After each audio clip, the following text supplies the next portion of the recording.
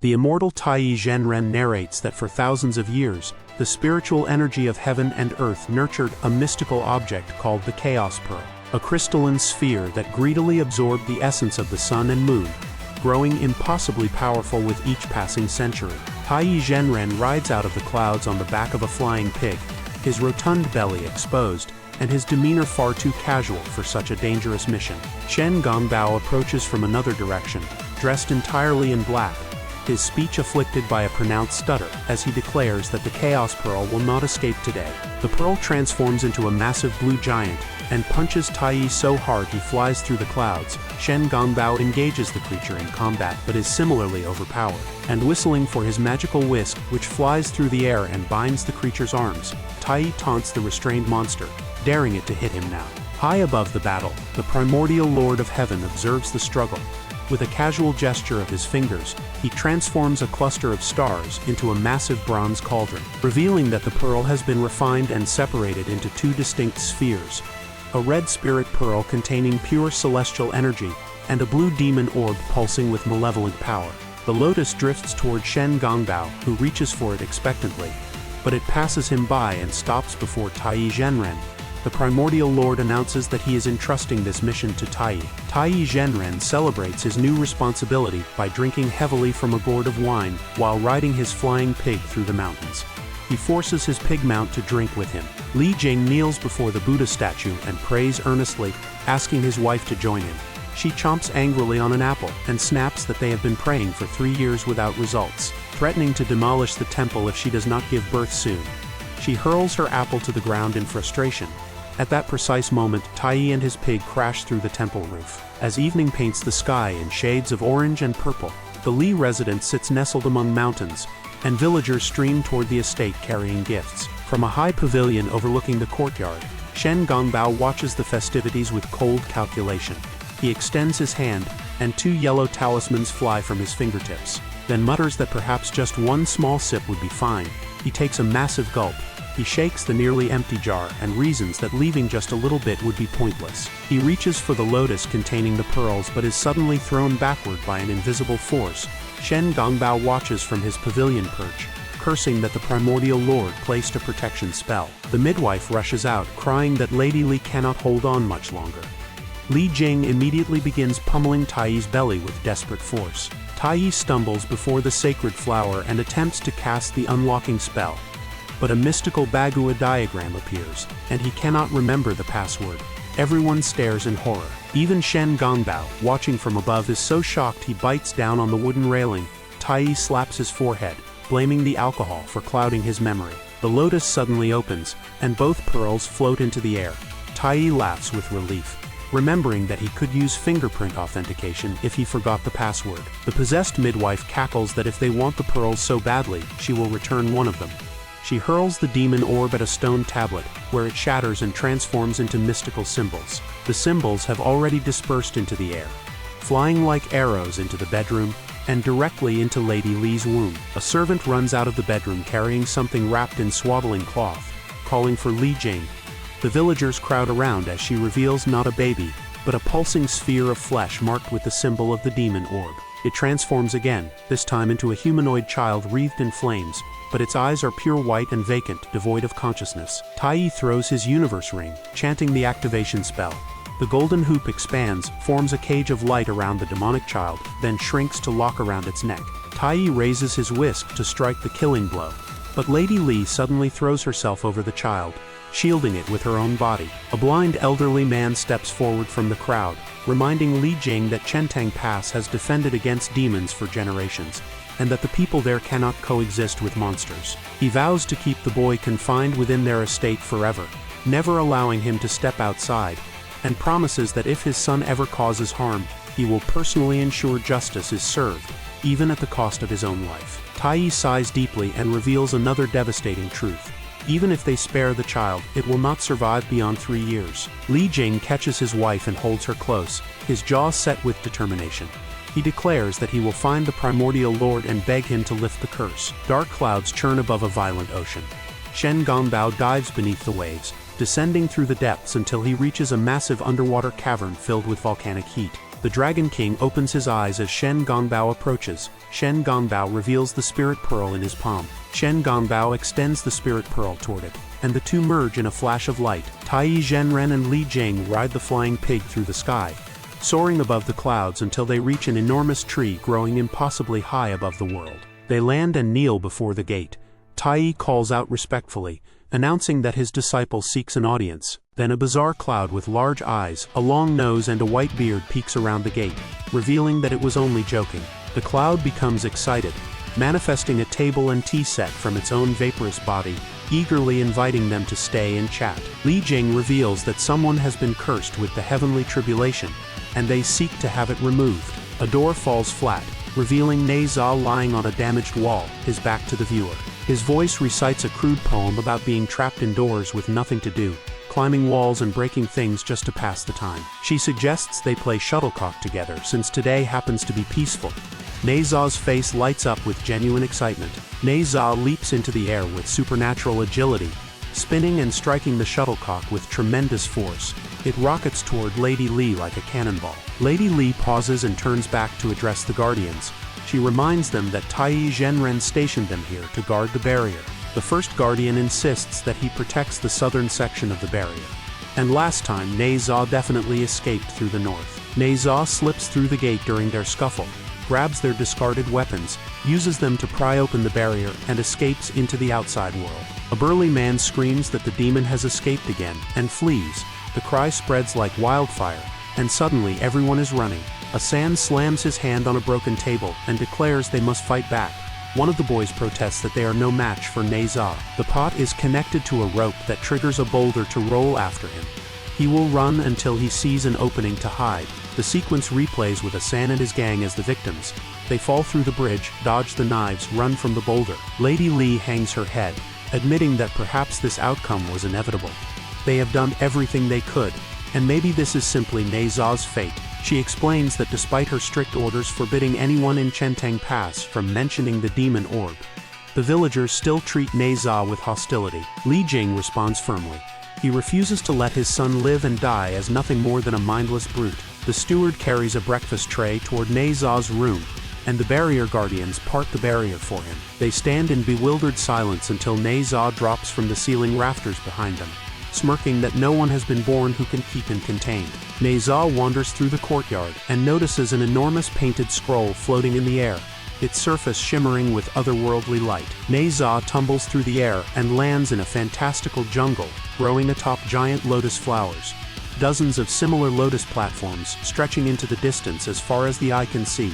He produces a magical brush and explains that this is the landscape brush, which can reshape anything inside the diagram at will. He draws more strokes in the air. A massive waterfall cascades from the sky, and the boat plunges into a wild ride through the diagram's dimension, soaring past towering mountains, frozen peaks, and spectacular vistas. The boat is flung into the air, and both passengers splash down into a pond filled with lotus flowers. Tai draws again, and a spiraling column of water carries them upward through the clouds. Ne Zha cannot help but laugh with genuine joy. He declares that from now on, Ne Zha will study Kunlun immortal arts within this diagram, and immediately demands that Ne Zha kneel and formally acknowledge him as master. Tai chants a spell, and the rock transforms into a giant golden pair of scissors. Ne Zha yelps and leaps backward. Ne Zha bites into the roast pig eagerly, only to gag when he realizes it is actually a lotus flower. He tells Ne Zha to master the basics first and leans in to whisper the secret method. Ne Zha claims it sounds simple and asks to learn something more advanced. Ne Zha boasts that he will master it in minutes. He faces a rock and chants the spell. Nothing happens. Tai laughs from a distance, lounging on a stone and reading a scroll titled The Immortal's Guide to Self-Improvement. Lady Li enters the mountain and river diagram and finds Tai snoring loudly. She wakes him and says she has come to check on Ne Zha. Lady Li gasps and points at a nearby pond. Ne Zha's body floats face down in the water, apparently drowned. He manages to pull Ne Zha's body onto dry land and notices rocks tied to the boy's feet. Tai frantically insists this was not his doing. He performs mouth-to-mouth resuscitation, and Ne Zha's stomach begins to swell. It keeps expanding until it bursts, revealing not a child but a toad. The toad's venom immediately causes Tai's lips to balloon grotesquely. He has been poisoned. Lady Li transforms back into Ne Zha, who doubles over laughing at his own prank. Tai sputters indignantly, asking how Ne Zha learned transformation magic so quickly.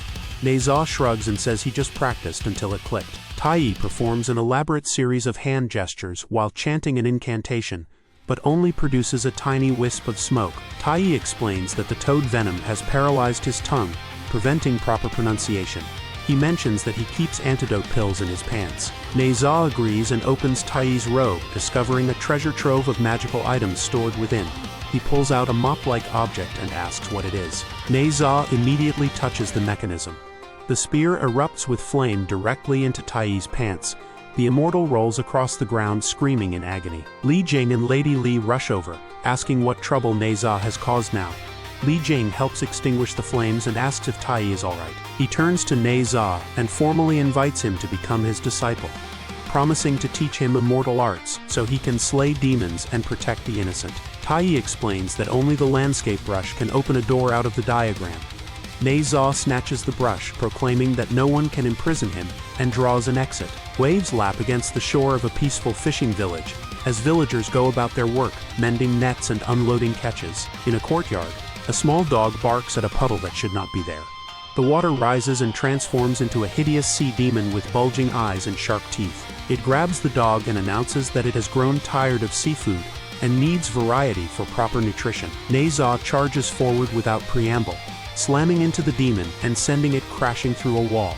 The demon leads Ne Zha on a destructive path through the village, both of them smashing through buildings. He uses fire magic to boil the barrels one by one. The villagers panic even more, crying that Ne Zha has gone mad and is setting everything ablaze. In the forest outside the village, Asan plays with his little sister, kicking a shuttlecock between them. The sea demon reaches the beach with its hostage, Ne Zha close on its heels. A figure in a hooded cloak descends gracefully onto the frozen surface. He announces that he has frozen 10 miles of ocean and orders the demon to release the girl. The stranger prepares to deliver the finishing blow, but Ne Zha suddenly kicks him aside and grabs the little girl. Ne Zha casually tosses the girl back toward the demon, telling it to hold on to her while he deals with this annoyance first. In the chaos, Ne Zha tears away the stranger's hood, revealing a pale face with light blue hair and 2 small horns. The sea demon watches in disbelief, then begins laughing and blowing bubbles from its mouth. The bubbles drift toward both fighters. Ne Zha pops one and feels his hand beginning to turn to stone. He examines it in confusion. Ao Bing weaves through the bubbles with precision, dodging each one perfectly. The demon picks up a chunk of ice and approaches the frozen Ao Bing, ready to smash his head. The demon begs for mercy, offering to provide the antidote. Ne Zha demands it immediately. He asks how to cure the others, since their mouths are petrified. The demon cheerfully explains that the antidote works equally well when applied externally. Lady Li enters Ne Zha's room carrying a tray of food, and sets it beside the mountain and river diagram. Ao Bing turns to face Ne Zha and calls him a little troublemaker. Ne Zha bristles and asks if Ao Bing wants to continue fighting. Ne Zha's face lights up with pure happiness. He lifts the girl and spins her around playfully. Then he kicks the shuttlecock toward Ao Bing. As the sky turns purple and orange, Ne Zha suddenly turns away, wiping at his face. Ao Bing approaches and asks what is wrong. Ao Bing produces a conch shell and hands it to Ne Zha. He explains that they are now friends, and whenever Ne Zha wants to play, he should come to the shore. Asan leads an angry mob of villagers armed with farming tools toward the beach. He rushes to his little sister and asks if she is hurt. Ne Zha protests that he saved her from the demon. Asan scoffs and asks where this demon is, looking around theatrically at the empty beach. Ne Zha turns to leave rather than argue. Asan shouts after him to go back to where he belongs, calling him a monster. Ne Zha endures the blows briefly before his temper snaps. He begins fighting back, knocking villagers aside. Lady Li and Li Jing arrive on horseback. Lady Li calls out her son's name. The blind old man steps forward from the crowd. Li Jing approaches slowly and takes Ne Zha's hand, examining it closely. He notices a strange residue on his son's skin. In the depths of the dragon prison, Ao Bing kneels before his father and Shen Gongbao to report on his training. Shen Gongbao reacts with alarm, reminding Ao Bing that his identity must remain secret. Ao Bing explains that although his friend is human, he does not care. The Dragon King interrupts to share a story. He explains that in ancient times, dragons were the most powerful and respected of all creatures. Ao Bing answers that it is the Dragon Palace. The Dragon King laughs bitterly and explains that beneath the volcanic floor are all the monsters. Ao Bing looks around at the dragon soldiers and generals circling the prison. all of them trapped here forever. The Dragon King tells his son that the Spirit Pearl represents 1,000 years of waiting. Ne Zha's room is a wreck of broken furniture and scattered debris. Ne Zha lies on the floor staring at nothing, his legs crossed casually. Lady Li announces that his birthday celebration is in 3 days, and all the villagers of Chenteng Pass are coming to celebrate. The moment they are gone, Ne Zha leaps up with uncontainable excitement. The sun dips toward the ocean as Ne Zha stands at the shore, blowing into the conch shell. Ne Zha hands Ao Bing a hand-drawn map and explains that his birthday party is in 10 days. Ne Zha makes him promise, then runs off toward home. He turns back and shouts a reminder not to forget.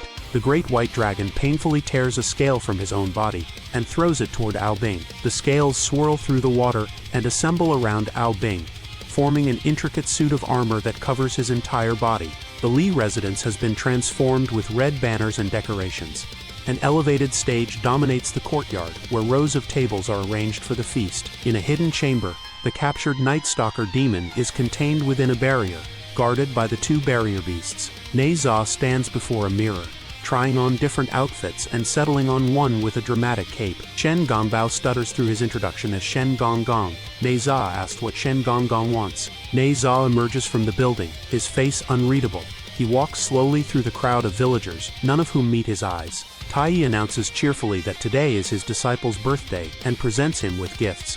He produces the fire-tipped spear and binding sky silk. Ne Zha reaches out, and the pig transforms in a flash of light into 2 flaming wheels. Lady Li steps forward, her eyes glistening. She remarks on how quickly 3 years have passed. Li Jing steps in to lighten the mood, producing a small silk pouch and tying it to Ne Zha's belt. Ne Zha laughs bitterly and asks what long road. He asks if he even has a future. Lady Li's smile freezes. Shen Gongbao appears in the chaos and snatches up the fallen universe ring. The villagers scream and flee in all directions. Ne Zha wields the fire-tipped spear against his father, nearly overwhelming him. Lady Li shouts for her son to stop. From a mountain ridge overlooking the estate, Shen Gongbao holds the universe ring, while Ao Bing stands beside him. His face shifts briefly to reveal leopard features. He tells Ao Bing that they are alike, both monsters in a world that will never accept them. Shen Gongbao turns and throws the universe ring at Ao Bing's feet. He tells Ao Bing to go but warns that once he leaves he cannot return. The weapon is knocked aside in midair. A figure wearing a white hood and wielding twin hammers lands between Ne Zha and Li Jing. Ne Zha and Ao Bing fight across the courtyard, their opposing elemental powers creating spectacular displays. Ao Bing freezes the fire-tipped spear solid. Tai Yi chants the activation spell. The ring flies toward Ne Zha, who breaks free and tries to escape into the sky. The ring contracts and locks around Ne Zha's neck. The demonic form collapses as Ne Zha returns to normal, falling to the ground. Li Jing picks up a cup of wine from a table, saying he wishes to toast their savior. Ao Bing declines, claiming urgent business. Shen Gongbao materializes beside Ao Bing in the sky. He comments wryly on how complicated things have become. Shen Gongbao announces that since everything is now exposed, he might as well confess. He stole the Spirit Pearl and gave it to the dragons. Ao Bing closes his eyes, tormented by impossible choices. His father's voice echoes in his mind, reminding him that their entire species depends on him. In the forest, Ne Zha attacks a tree in blind rage, pounding it until it topples. He collapses to the ground, overwhelmed by despair. The pig uses the grass to tickle its own nose, then sneezes. A cloud of mist washes over Ne Zha, and within the mist he sees a vision of the past. They turn to leave, but Chang Shengyun the cloud calls after them. It asks why they are leaving so soon and begs them to stay and chat. The cloud produces 2 yellow talismans and explains they are life exchange charms. If someone is willing to die in place of the cursed person, 1 talisman goes on the victim and 1 on the volunteer. Tai Yi turns back and sees Li Jing kowtowing to him. Tai Yi rushes over, asking what this means. Li Jing declares that he has decided to exchange his life for Ne Zha's. The vision fades. Ne Zha opens the silk pouch at his belt and finds one of the life exchange charms inside. Tears stream down his face, landing on the talisman. Ne Zha shouts for this to stop. He attacks Ao Bing with the fire-tipped spear.